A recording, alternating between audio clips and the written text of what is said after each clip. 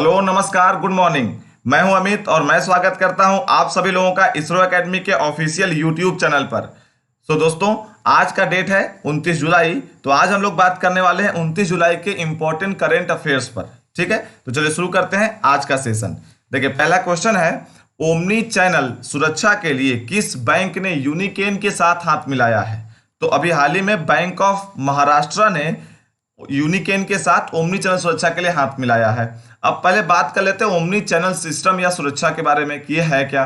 तो देखिए, एक्चुअल में ओमनी चैनल सुरक्षा एक सिक्योरिटी सिस्टम होता है जिसके थ्रू किसी भी बैंक के सर्वर को हैक करना थोड़ा सा टफ या मुश्किल हो जाता, और ये मल्टी लेयरिंग काम करता है। ठीक है, तो इस वजह से ये कह सकते हैं कि ये बैंक ऑफ महाराष्ट्र ने अपने चैनल और अपने सर्वर की सुरक्षा के लिए ये जो है यूनिकेन के साथ ऐसा एग्रीमेंट किया है। ठीक है, वहीं बैंक ऑफ महाराष्ट्र की अगर बात करें तो बैंक ऑफ महाराष्ट्र की स्थापना जो इस्टेब्लिशमेंट है वो कब हुआ है? 1935 में। और इसका हेड ऑफिस कहाँ है? पुणे महाराष्ट्र में। चूंकि नाम में भी देखिए महाराष्ट्र लगा है तो पुणे महाराष्ट्र में इसका हेड ऑफिस। ठीक है, बात करते हैं अगले क्वेश्चन पर। अगला क्वेश्चन है, रोजगार बाजार पोर्टल का शुभारंभ किस राज्य ने किया? तो देखिए, रोजगार बाजार पोर्टल का शुभारंभ भी हाल ही में जो है दिल्ली राज्य सरकार ने किया है। तो इसका सही जवाब हो जाता है दिल्ली। अभी अरविंद केजरीवाल जी ने ये इसको इनॉग्रेट किया है, इसको इंट्रोड्यूस किया। अब इसका मतलब क्या समझिएगा। देखिए, रोजगार बाजार पोर्टल का मतलब है कि इस पोर्टल को एक मीडिएटर के रूप में काम करने के लिए बनाया गया है। इसमें होगा क्या, जो लोग एम्प्लॉयमेंट को सर्च कर रहे हैं, तलाश कर रहे हैं, और जो लोग एम्प्लॉयर हैं जो देना चाहते हैं रोजगार किसी को, दोनों लोग इस पोर्टल पे आएंगे। इस पोर्टल पे अपनी डिमांड्स को रखेंगे। अब जैसे मान लीजिए कि कोई ए नाम का व्यक्ति है, इसको रोजगार चाहिए। ठीक है, तो ये एम्प्लॉय है या बनेगा। और कोई बी नाम का व्यक्ति जिसको कोई एम्प्लॉय चाहिए, तो एक एम्प्लॉयर हो गया।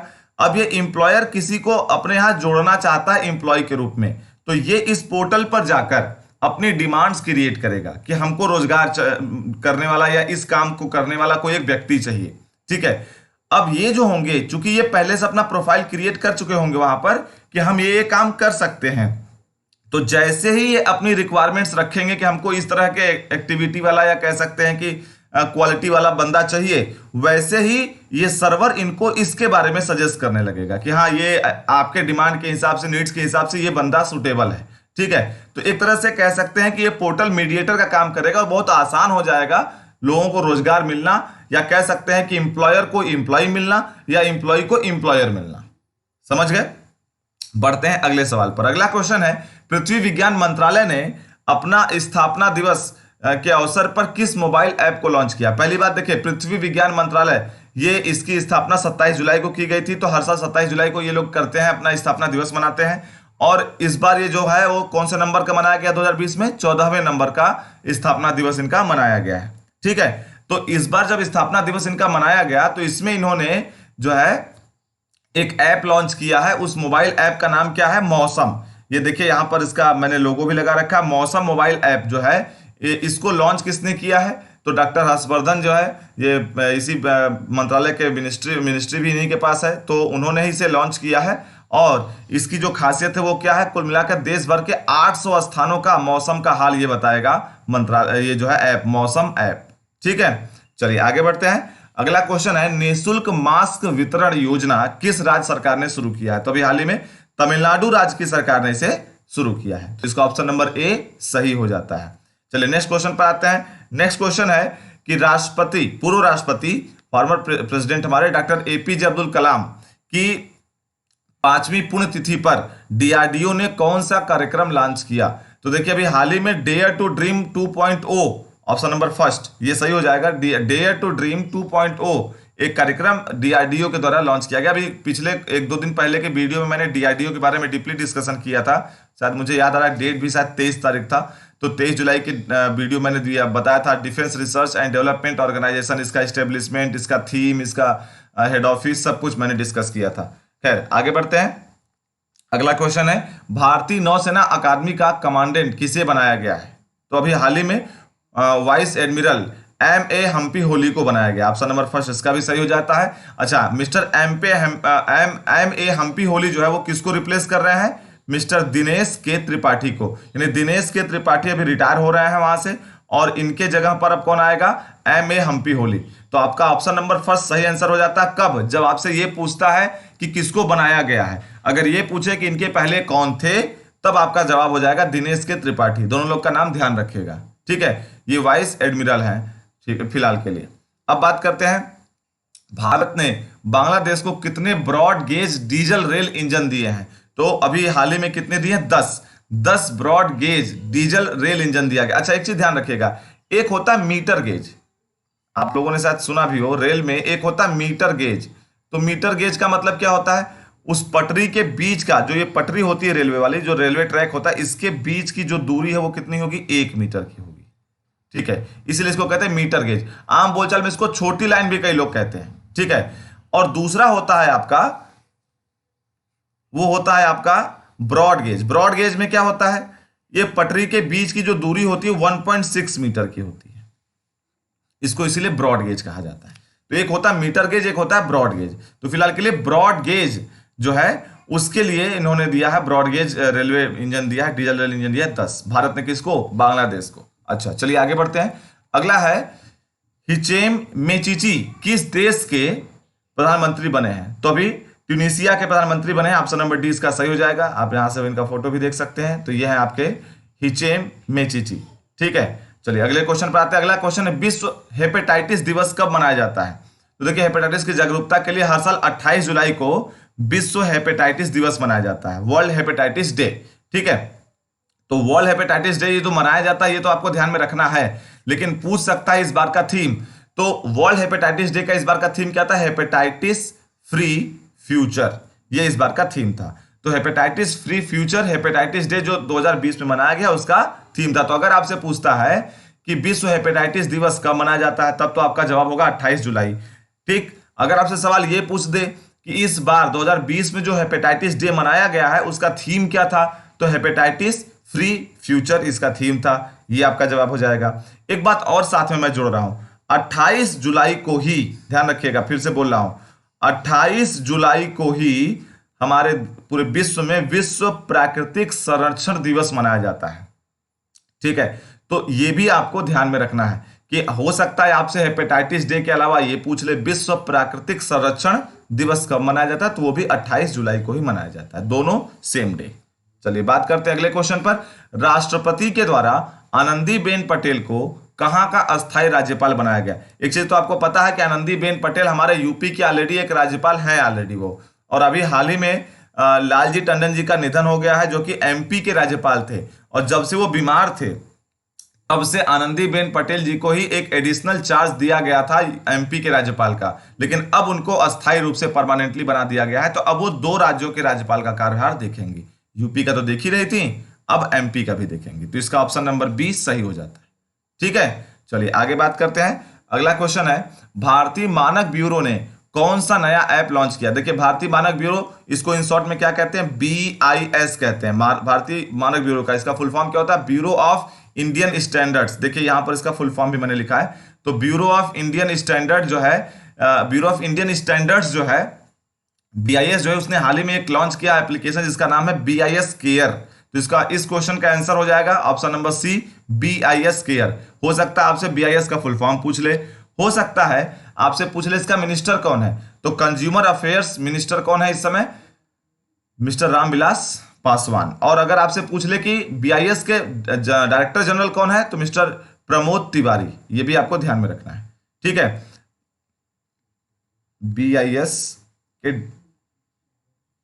BIS के डायरेक्टर जनरल की बात हो रही है, ठीक है ना। चलिए अगले क्वेश्चन पर, the Indian way strategies from N uncertain world. तो इसके लेखक कौन है? किताब किसने लिखा है? तो अभी हाल ही में हमारे देश के विदेश मंत्री मिस्टर S जयशंकर ने यह किताब लिखा। तो ऑप्शन नंबर फर्स्ट इसका सही हो जाता है, ठीक है। चलिए अगला क्वेश्चन देखते हैं। विश्व का सबसे बड़ा सौर ऊर्जा संयंत्र कहां पर लगाया जा रहा है? तो सोलर पावर प्लांट सबसे बड़ा पूरे विश्व का वो लगाया जा रहा है आबू धाबी, यूएई की राजधानी आबू धाबी में।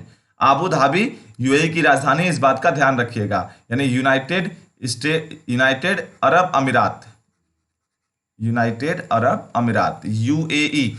तो यूएई का जो है अभी राजधानी जो है आबू धाबी, वहां पर लगाया जाएगा विश्व का सबसे बड़ा सोलर पावर प्लांट। यहां पर अब एक क्वेश्चन और आता है दिमाग में कि सोलर पावर प्लांट तो लगेगा लेकिन उसकी पावर क्या होगी, तो जो उसकी कैपेसिटी होगी, कैपेसिटी मतलब उसकी प्रोडक्शन कैपेसिटी, वो होगी 2 गीगावाट। 2 गीगावाट इसकी जो है प्रोडक्शन कैपेसिटी होगी। ठीक है, चलिए आगे बढ़ते हैं। अगला क्वेश्चन है, भारत का किस देश के साथ 27 जुलाई को रक्षा मंत्री संवाद आयोजित हुआ? तो अभी 27 जुलाई को अभी भारत का जो रक्षा संवाद आयोजित हुआ इंडोनेशिया के साथ। कहां पर? न्यू दिल्ली में। ठीक है, तो इंडोनेशिया के साथ अभी हाल ही में इनका रक्षा संवाद, रक्षा मंत्रियों का संवाद आयोजित हुआ है। चलिए आगे बढ़ते हैं।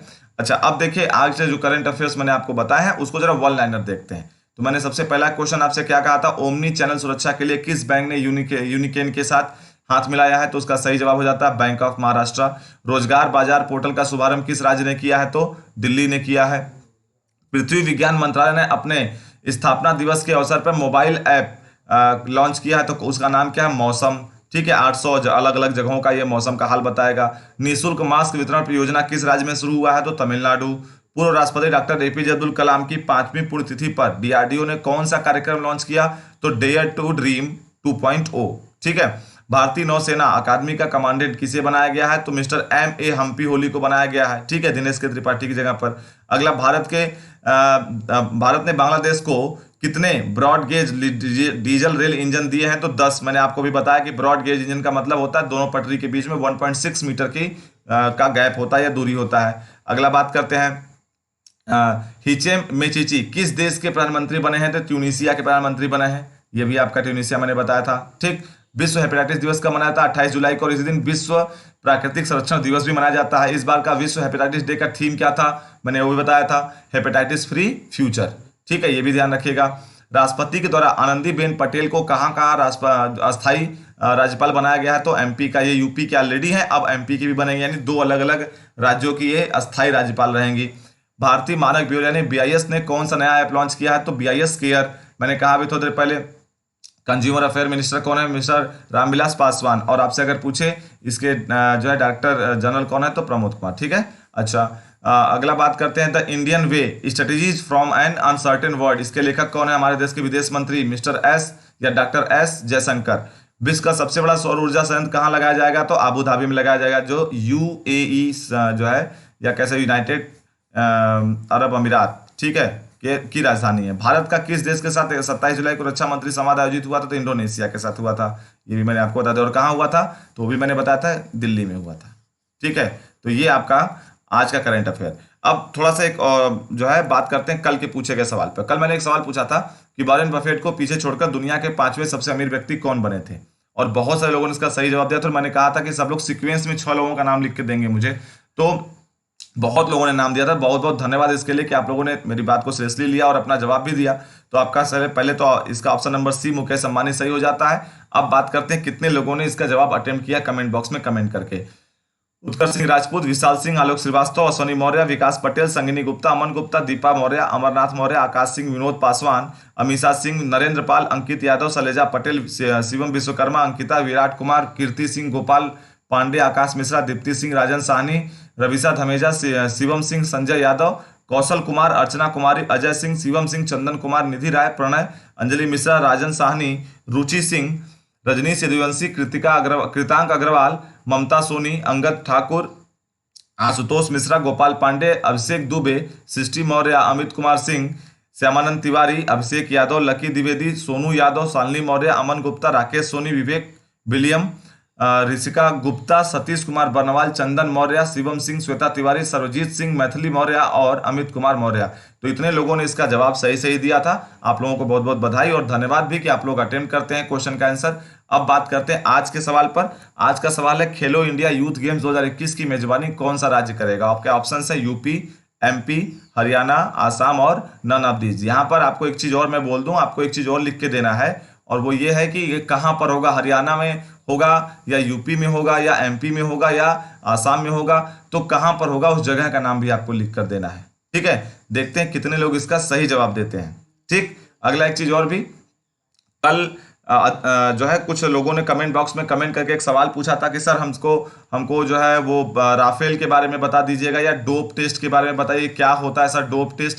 तो देखिए, डोप टेस्ट के बारे में हमने सोचा कि आपको इस वीडियो में बताऊंगा तो वीडियो बहुत लंबा हो जाएगा, तो मैंने सोचा कि क्यों ना 5 से 10 मिनट का एक वीडियो ही बना दिया जाए डोप टेस्ट का, जिसपे बहुत सारे क्वेश्चंस भी बनते हैं, जैसे डोप टेस्ट में डोपिंग क्या होता है, कैसे ये टेस्ट होता है, कौन सी संस्था करती है, भारत में कौन सी संस्था करती है, किस तरह के लोग डोपिंग में आते हैं, क्या इसके लिए गाइडलाइंस हैं, क्या बैन लग सकता है, ये सारी चीजें। तो इसलिए डोप टेस्ट पर मैं एक स्पेशल वीडियो ही आप लोग को बना कर दूंगा। 5 से 10 मिनट का वो वीडियो मात्र होगा, ज्यादा लंबा नहीं होगा। तो 5 से 10 मिनट का वो वीडियो आप लोग के बीच में आ जाएगा बहुत ही जल्द। मैं उम्मीद करता हूं कि आज या कल तक आपके बीच में वो आ जाए। किसी ने मुझसे कहा था कि सर पाकिस्तान ने एक दिन के लिए बैन किया था, शायद अंकिता जी ने किसी ने किया था कि एक दिन के लिए बैन किया था जो है पबजी को। देखिए बैन कितने दिन के लिए किया था इसे ये माने नहीं रखता। भारत ने भी शुरुआत में पबजी को एक बैन किया था 1 हफ्ते के लिए, या पहले भी हम लोग टिकटॉक को ऑलरेडी पहले बैन कर चुके थे, फिर बाद में रिलीज कर दिया था गवर्नमेंट ने। तो ये होता रहता है, कभी बैन लगेगा कभी हटेगा। वहां बैन करने के पीछे का जो मेन लॉजिक है वो समझते हैं। पाकिस्तान का कहना यह है कि इस्लाम के खिलाफ है, और इसमें जो चूंकि साथ में वॉइस वाला मामला है ना कि बातचीत भी हो सकती है सर्वर के थ्रू डायरेक्टली, तो वो जो जिस तरह के लैंग्वेज यूज करते हैं लोग, बात करते समय अब्यूजिंग लैंग्वेज होता है, तो उससे उनको लगता है कि वहां का युवा बिगड़ रहा है, भटक रहा है। तो इसलिए जो है उन्होंने बैन किया है। कितने दिनों का बैन किया इससे मतलब नहीं होता है। अब बात करते हैं, किसी ने मुझसे सवाल किया था सर राफेल के बारे में भी थोड़ा सा बता दीजिएगा। तो देखिए राफेल का एक टॉपिक ही बहुत बड़ा टॉपिक है अपने आप में, और मुझे लगता है कि कोई एक वीडियो में तो उसे कवर ही नहीं कर सकता। लेकिन जो आपने सवाल किया था राफेल के ऊपर, चर्चा इसलिए हो रही है ज्यादा क्योंकि अभी हाल ही में राफेल की बात चल रही है कि राफेल आने वाला हमारे देश में, वहां से चल चुका है, ऐसे वैसे जो भी। देखिए मामला ये है कि राफेल के बारे में मैं पूरी जानकारी जुटा रहा हूँ, ठीक है। चूंकि आपने डिमांड किया तो मैंने सोचा कि चलो इस पर भी कुछ एग्जाम ओरिएंटेड पॉइंट्स बनाते हैं। तो कुछ पॉइंट्स बनाने के लिए मैंने सोचा कि क्यों नहीं इस पे कुछ पॉइंट जुटा लें, तो आपको इसका डीपली जानकारी देते हैं, ठीक है। तो उम्मीद करता हूं कि कल के करंट अफेयर में आपको राफेल के बारे में जरूर पूरी पूरी जानकारी दे दूंगा, जितना भी आपके एग्जाम से संबंधित होंगी, ठीक।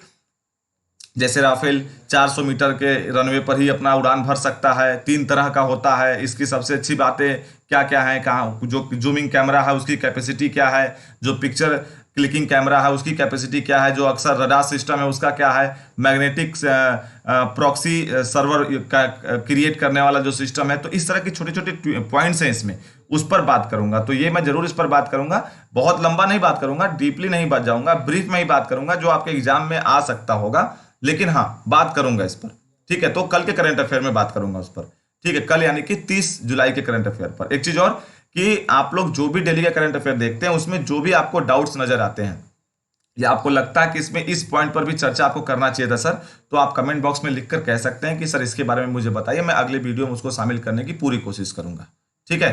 तो हाँ, अब रही बात, आप लोगों ने यहाँ तक मेरा वीडियो देखा या अभी तक साथ निभाया, उसके लिए बहुत बहुत धन्यवाद। आप लोग को बार बार मैं ये बात कह रहा हूं कि अगर हमारे टेलीग्राम ग्रुप से आपने नहीं जो अपने आप को जोड़ा है तो प्लीज उसको जाकर वहां से क्लिक करके जोड़िए। हमारे डिस्क्रिप्शन बॉक्स में टेलीग्राम का ग्रुप का नंबर लिंक दिया गया है, आप वहां से जुड़ सकते हैं। डेली बेसिस पर हम लोग वहां पर क्विजेस कराते हैं जो आपके एग्जाम में काफी हद तक आपके लिए हेल्पफुल होगा। पहला, दूसरा एक चीज और भी कि इसका इस जो करंट अफेयर में पढ़ाता हूं इसका जो पीडीएफ है, कई बार लोग पूछ रहे हैं कमेंट बॉक्स में कमेंट करके सर इसका पीडीएफ कहां से मिलेगा। तो इसका जो पीडीएफ है वो आपको हमारे फेसबुक पेज से मिलेगा। हमारा फेसबुक पेज पर जो हमारा इसरो एकेडमी का फेसबुक पेज है उसका भी लिंक हम लोगों ने डिस्क्रिप्शन बॉक्स में दे रखा है। अगर आप नहीं जुड़े हैं तो उससे जाकर जुड़िए। फेसबुक पेज पर हम लोग डेली बेसिस पर शाम में इसका पीडीएफ अपलोड करते हैं। जो भी करंट अफेयर मैं रोज डेली डिस्कस करता हूं आपसे, वो सेम वही चीज, ठीक है। तो आप वहां से जाकर उसका पीडीएफ डाउनलोड कर सकते हैं, ठीक। तो अभी तक बने रहने के लिए बहुत बहुत धन्यवाद। अगर हमारे कोई अंदर कोई कमी नजर आए तो प्लीज हमें जरूर आगाह करिए, और अगर अच्छा लगे तो दूसरों को बताइए, ठीक है। Thank you.